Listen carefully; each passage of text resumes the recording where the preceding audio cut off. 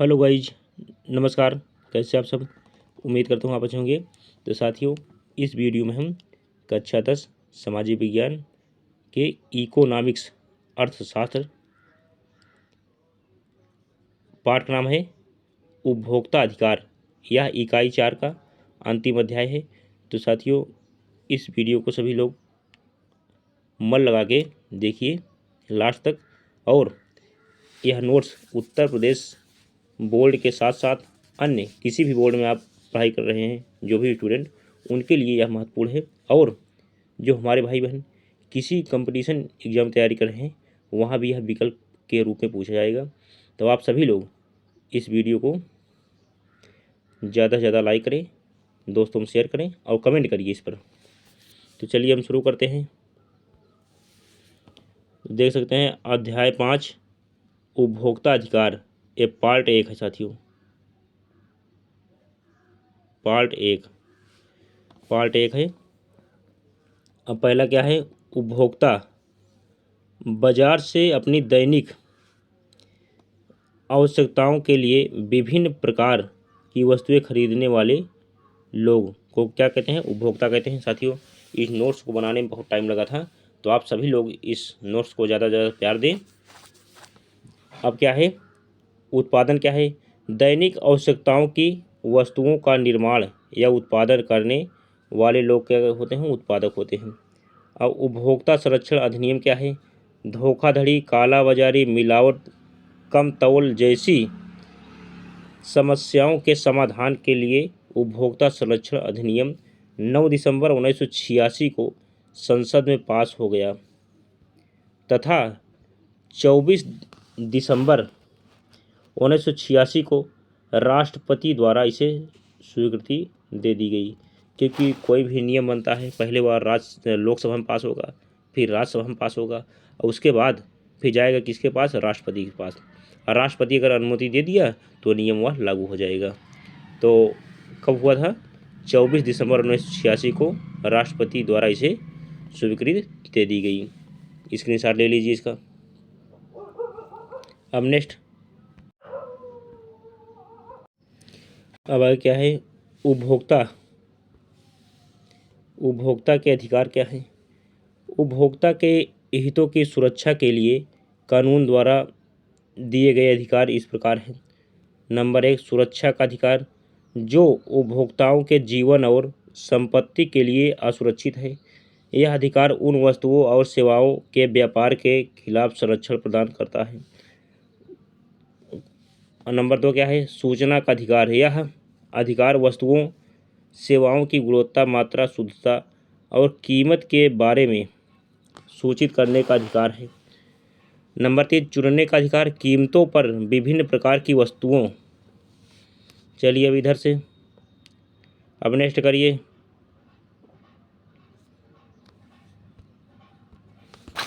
और सेवाओं तक पहुंच सुनिश्चित करने के अधिकार को चुनने का अधिकार कहते हैं। नंबर 4, क्षतिपूर्ति निवारण का अधिकार, अनुचित तरीके से व्यापारिक प्रथाओं, प्रतिबंधात्मक व्यापार एवं उपभोक्ताओं के शोषण के खिलाफ निवारण अधिकार उपभोक्ता संरक्षण अधिनियम 1986 के अनुसार निवारण का अधिकार कहलाता है। नंबर 5, उपभोक्ता शिक्षा का अधिकार, वह अधिकार जो यह सुनिश्चित करता है कि देश के उपभोक्ताओं के पास सूचनात्मक कार्यक्रम हो तथा ऐसी सामग्रियां भी हो जो आसानी से उपलब्ध हों। और चलिए यहाँ तक स्क्रीनशॉट ले लीजिए।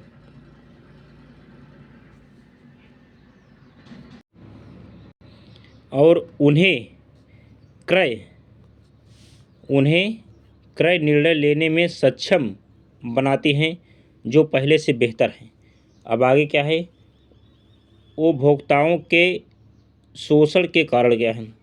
सीमित सूचना, उत्पाद के विभिन्न पहलुओं जैसे मूल्य, गुणवत्ता, घटक, प्रयोग की परिस्थितियां आदि के बारे में जानकारी के अभाव में उपभोक्ता गलत वस्तुओं को खरीदने के उत्तरदायी होते हैं, जिससे धन की हानि भी होती है। जिससे धन की हानि भी होती है और सामान भी ठीक से नहीं। और उसके बाद भी क्या है, सीमित आपूर्ति। औद्योगिकरण के कारण आपूर्ति की भारी मात्रा में कमी हो रही है। यह संचय को बढ़ाता है एवं मूल्य में कमी करता है। स्क्रीनशॉट ले लीजिए इसका। अब नेक्स्ट, सीमित प्रतिस्पर्धा। औद्योगिकरण के कारण बाजारों में प्रतिस्पर्धा की कमी हुई है, जिससे उपभोक्ताओं के शोषण को बढ़ावा मिलता है। अब साक्षरता कम होना। उपभोक्ताओं में साक्षरता की कमी होने के कारण यह आसानी से धोखे में आ जाते हैं। क्या होता है बाजी साहब, अगर कोई व्यापारी सामान कम तोलता है तो उसको कोई जान भी नहीं पाता, या उसका बाट कम है, यहाँ वहाँ या तो बाट कम हो गया। अब इलेक्ट्रॉनिक मीटर चला है, इलेक्ट्रॉनिक से सेट कर देते हैं। इलेक्ट्रॉनिक मीटर में 1000 ग्राम के बजाय 800 ग्राम मिलता है या 900 ग्राम देते हैं, तो कोई जान नहीं पाता। अब क्या है, उपभोक्ताओं के कर्तव्य। कोई भी माल खरीदते समय उपभोक्ताओं को सामान की गुणवत्ता अवश्य देखनी चाहिए। जहां भी संभव हो गारंटी कार्ड अवश्य लेना चाहिए। खरीदे गए सामान व सेवा की रसीद अवश्य लेनी चाहिए। ये बात सही है। आप अपने घर पर कोई सामान खरीदे तौल ले, खुद पता लग जाएगा। अब इसके बाद क्या है, अपनी वास्तविक समस्या की शिकायत अवश्य करनी चाहिए। ISI तथा एक मार्क निशानों वाला सामान ही खरीदे। अपने अधिकारों की जानकारी अवश्य होनी चाहिए। नेक्स्ट क्या है, आवश्यकता पड़ने पर उन अधिकारों का प्रयोग भी करना चाहिए। अब क्या है आगे, उपभोक्ता निवारण प्रक्रिया की सीमाएं। उपभोक्ता निवारण प्रक्रिया जटिल, खर्चीली और समय साध्य साबित हो रही है। कई बार उपभोक्ताओं को वकीलों का सहारा लेना पड़ता है। यह मुकदमे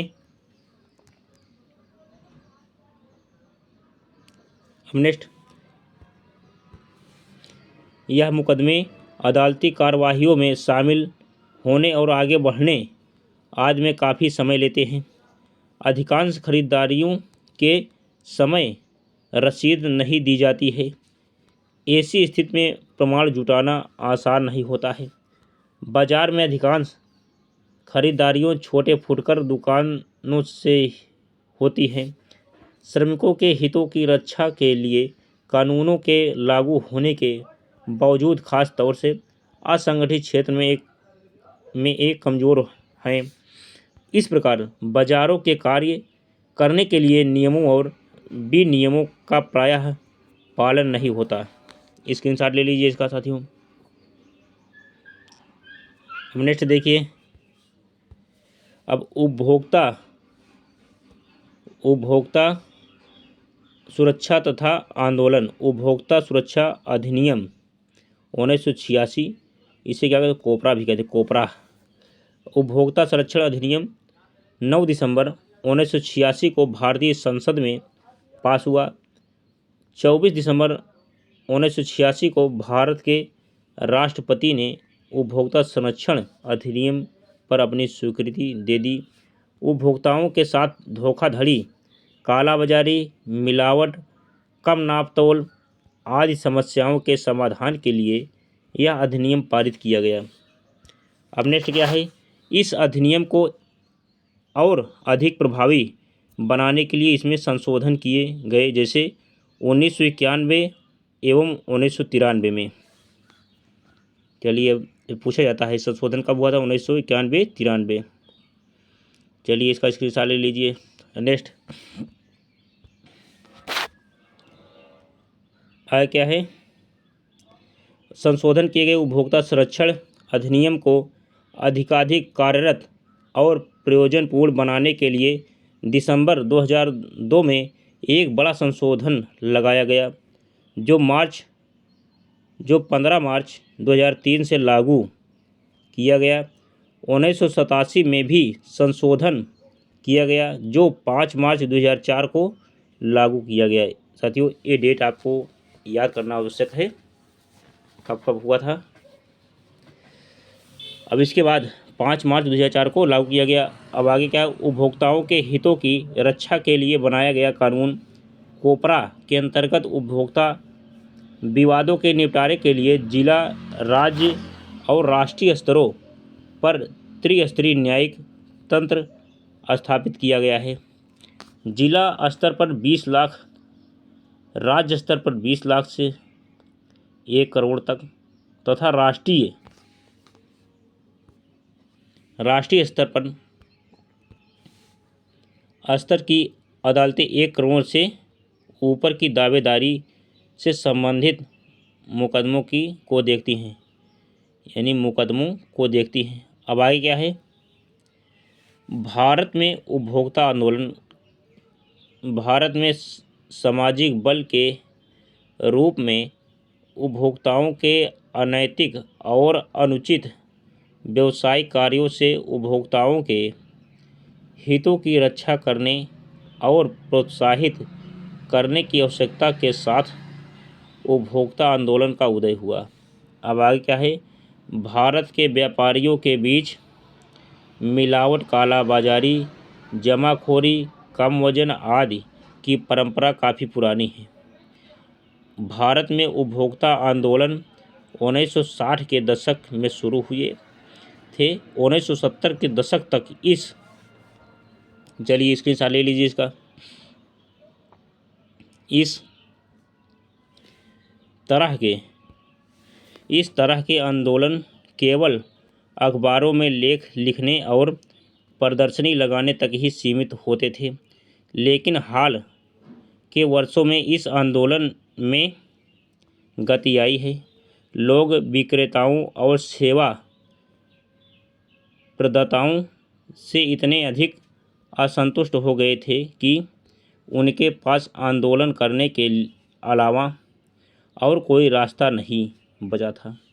एक लंबे संघर्ष के बाद सरकार ने भी उपभोक्ताओं की सुध ली। इसके परिणाम स्वरूप सरकार ने 1986 में कंज्यूमर प्रोटेक्शन एक्ट कोपरा को लागू किया। कंज्यूमर फोरम में क्या होता है, अगर कोई दबंग आदमी किसी किसान से काम करा लिया, अगर मजदूर से काम करा लिया और बड़ा किसान हो, काम करा लिया, पैसा न दिया, तो कंज्यूमर फोरम में चला के अगर चला गया और कार्रवाई कर दिया तो उनको वहाँ भाग के जाना पड़ेगा कंज्यूमर फोरम में। अब पूरी उसकी बची हुई मजदूरी को देना पड़ेगा। अब आगे क्या है, कंज्यूमर फोरम उपभोक्ताओं से संबंधित संघर्षों, विवादों और, चलिए यहाँ स्क्रीनशॉट ले लीजिए। देखो, कंज्यूमर फोरम उपभोक्ताओं से संबंधित संघर्षों, विवादों और शिकायतों का न्यायालय है। तो भारत में उपभोक्ताओं के हितों की रक्षा के लिए स्थानीय स्तर पर कई संस्थाओं का गठन हुआ है। इन संस्थाओं को कंज्यूमर फोरम या कंज्यूमर प्रोटेक्शन काउंसिल कहते हैं। इन संस्थाओं का काम है किसी भी उपभोक्ता को कंज्यूमर कोर्ट में मुकदमा दायर करने में मार्गदर्शन करना। कई बार ऐसी संस्थाएं कंज्यूमर कोर्ट में उपभोक्ताओं की तरफ से वकालत भी करती हैं। ऐसे संस्थानों को सरकार की तरफ से अनुदान भी दिया जाता है ताकि उपभोक्ता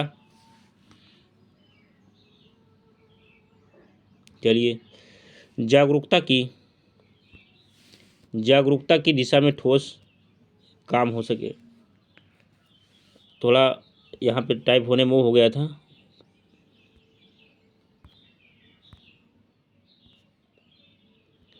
यहाँ पे उपभोक्ता है, उपभोक्ता, चलिए, उपभोक्ता जागरूकता की दिशा में ठोस काम हो सके।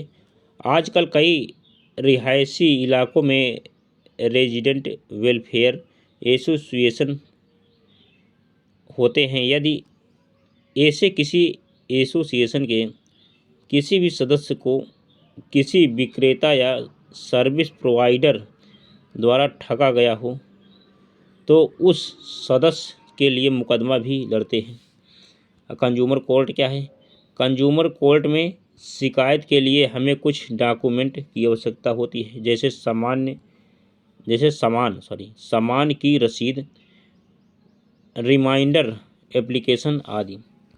यह एक अर्ध न्यायिक व्यवस्था है जिसमें 3 लेयर होते हैं। इन स्तरों के नाम है जिला स्तर के कोर्ट, राज्य स्तर के कोर्ट और राष्ट्रीय स्तर की कोर्ट। अब आगे 20 क्या है, 20 लाख रुपए तक के क्लेम वाले केस जिला स्तर के कोर्ट में सुनवाई के लिए जाते हैं।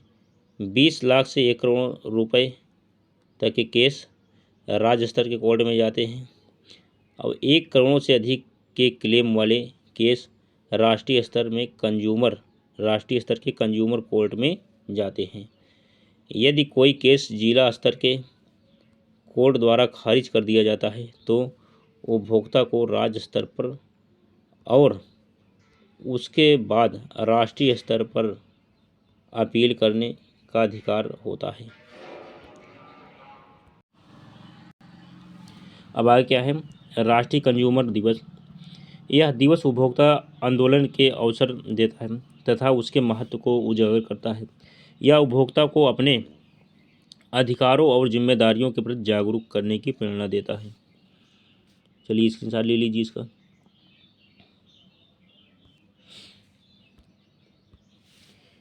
चौबीस दिसंबर को राष्ट्रीय कंज्यूमर दिवस के रूप में मनाया जाता है, यानी उपभोक्ता अधिकार दिवस 24 दिसंबर को मनाया जाता है। यह वही दिन है जब भारतीय संसद ने कंज्यूमर प्रोटेक्शन एक्ट लागू किया था। भारत उन गिने चुने देशों में से है जहां उपभोक्ता की सुनवाई के लिए अलग से कोर्ट है। हाल के समय में उपभोक्ता आंदोलन ने भारत में अच्छी पैठ बनाई है। ताज़ा आंकड़ों के अनुसार भारत में 700 से अधिक कंज्यूमर ग्रुप हैं। उनमें से 20 से 25 अच्छी तरह से संगठित हैं और अपने काम के लिए जाने जाते हैं। भारत में यह दिवस पहली बार 2000 में मनाया गया। ये बहुत महत्वपूर्ण है, कई बार पूछा गया एग्जाम में। लेकिन उपभोक्ता की सुनवाई की प्रक्रिया जटिल, महंगी और लंबी होती जा रही है। चलिए अब नेक्स्ट, यहाँ तक स्क्रीनशॉट ले लीजिए। अब आगे क्या है, 2000 में मनाया गया, लेकिन उपभोक्ता की सुनवाई की प्रक्रिया जटिल, महंगी और लंबी होती जा रही है। वकीलों की ऊंची फीस के कारण अक्सर उपभोक्ता मुकदमे लड़ने की हिम्मत ही नहीं जुटा पाता। यानी कोर्ट में जो वकील होते हैं, कुछ वकील सस्ते में काम कर देते हैं और कुछ वकील फीस बहुत ज़्यादा होती है, तो इसलिए जो है आम आदमी उनके पास जाएगा तो पता लगा जितने का सामान नहीं है उससे ज़्यादा जो है पैसा वो ले लिए। इसलिए जो है ये वकील महंगे होते हैं और यहाँ पे सस्ते वकील हैं वहाँ तो सभी कार्य हो रहा है। तो आगे क्या है, यहीं तक वीडियो था, ये वीडियो हो पूरा। अब क्वेश्चन नंबर इसमें क्या है, उपभोक्ता सुरक्षा अधिनियम 1986 का दूसरा नाम क्या है? तो ये हो जाए क्या, उपभोक्ता सुरक्षा अधिनियम 1986 का दूसरा नाम कोपरा है, COPRA है। तो साथियों इसी के साथ ये वीडियो ये विस्तार से था, पूरा हुआ। ये पार्ट 1 था, पार्ट 1 था। अब इसके बाद ये इकोनॉमिक्स का अंतिम अध्याय है।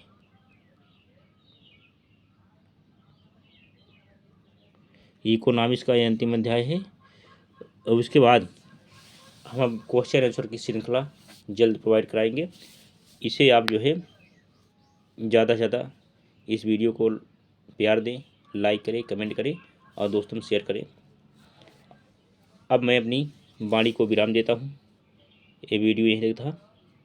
अब जय हिंद, जय भारत, वंदे मातरम।